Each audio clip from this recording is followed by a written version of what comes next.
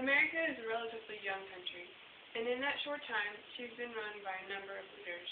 Leaders that have fought, among other things, war, slavery, and poverty.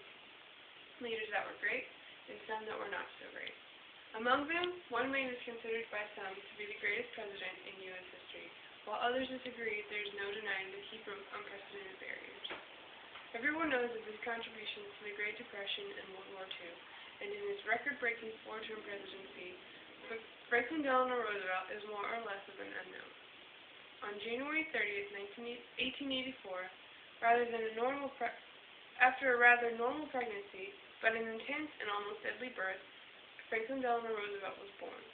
He was blue and not breathing, signifying the beginning of health problems to come later in life. FDR was a happy child, yet painfully shy.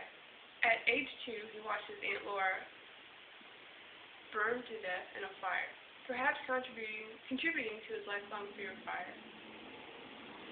Throughout his childhood, Franklin had traveled all around the world, visiting exotic countries and meeting famous people and international royalty. By age 10, he had met famed author Mark Twain, as well as the exiled Emperor of Brazil and the Duke and Duchess of Rutland. Ironically, when Franklin was 5 years old, his father, Mr. James, took him to the White House to meet the outgoing President Cleveland, a close friend to his father. Upon meeting young Franklin, President Cleaver told the boy, "My little man, I am making a strange wish to you. It is that you may never be President of the United States." Franklin grew up and continued to travel the world with his parents, eventually graduating from Groton, a private boarding school in Massachusetts, and then going on to Harvard. The Roosevelt family had an unspoken agreement to keep the Roosevelt family bloodline strong and pure. Roosevelt's married Roosevelt, and FDR was no exception. Franklin had courted a few debutantes in his stay at Harvard, but none of them captured his heart as his distant cousin, Eleanor Roosevelt. Although she was not beautiful, she was intelligent, sincere, sympathetic, and kind. Very few people were aware of this growing romance between Franklin and Eleanor. Most suspecting, they were just good friends. When the couple announced to Franklin's mother, Sarah, they were engaged, Sarah was displeased with this news because they were both too young. She asked them to hold off announcing their engagement for over a year. Finally, on March 17, 1905, Franklin and Eleanor were married.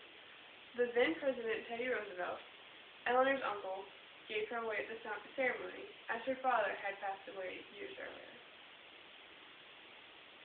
After the wedding, FDR studied at Columbia Law, and while he never completed his courses, he passed the bar exam and practiced law for 3 years in the state of New York. He was elected into the state senate in 1910 as a Republican for Dutchess County.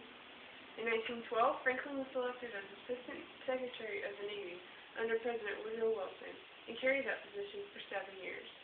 During this time, Eleanor had given birth to 1 daughter and 5 sons, although one died in infancy. At the age of 39, Franklin Roosevelt was diagnosed with polio. Polio, which is short for poliomyelitis, is an acute infectious disease caused by the polio virus and characterized by fever, motor paralysis, and an atrophy of skeletal muscles, often with permanent disability. Prior to the diagnosis, FDR was tireless, buoyant, and energetic. Even when he was diagnosed, he was so adamant in the fact that he would walk again, and that polio would not destroy his life. Unfortunately, he would never regain the ability to walk without assistance. In 1928, FDR was elected governor of New York. He was holding the position when the stock market crashed in 1929, signaling the beginning of what would be forever known as the Great Depression. In 1932, by quite a large margin, Franklin Roosevelt was elected his 32nd president in the United States, a title which he would hold for well over a decade and until his death in 1945. His unprecedented 4 terms as president were filled with ups and downs. He created the New Deal in the hopes that it would bring America out of the economic slump. that it had afflicted the country for so long. But economic downfall lasted for several more years. In the midst of this crisis, President Roosevelt was elected a second term. The economy was still abysmal. In 1935 to 1936, 47% of all American families in single individual households had less than $1,000 income a year. If that weren't problematic enough, there was a storm brewing in Europe. Adolf Hitler was causing trouble, and in September of 1939, Hitler and his Nazis invaded Poland and declared war. Soon France, Great Britain, Italy, and the Soviet Union were all part of the fight. Amidst the war that was being fought on the shores of our allies, 1940 was an election year, and President Roosevelt was about to do something that had never been done before or since. FDR was elected to a third term.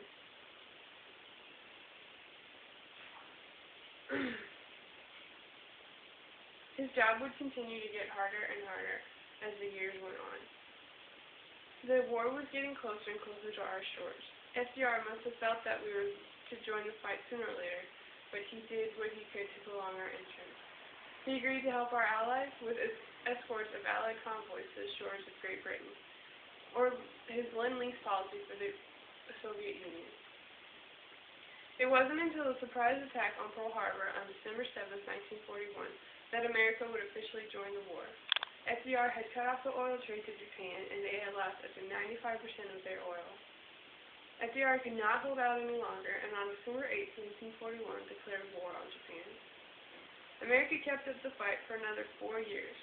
FDR was elected to be president one more time, but unfortunately, shortly after his fourth inauguration, President Roosevelt died of a massive cerebral hemorrhage at the age of 62.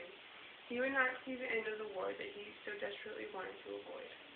President Roosevelt was the longest-running president in American history. He remains a political and national icon. A few of his policies still live on today. Whether for better or for worse, there is no denying that he changed America forever.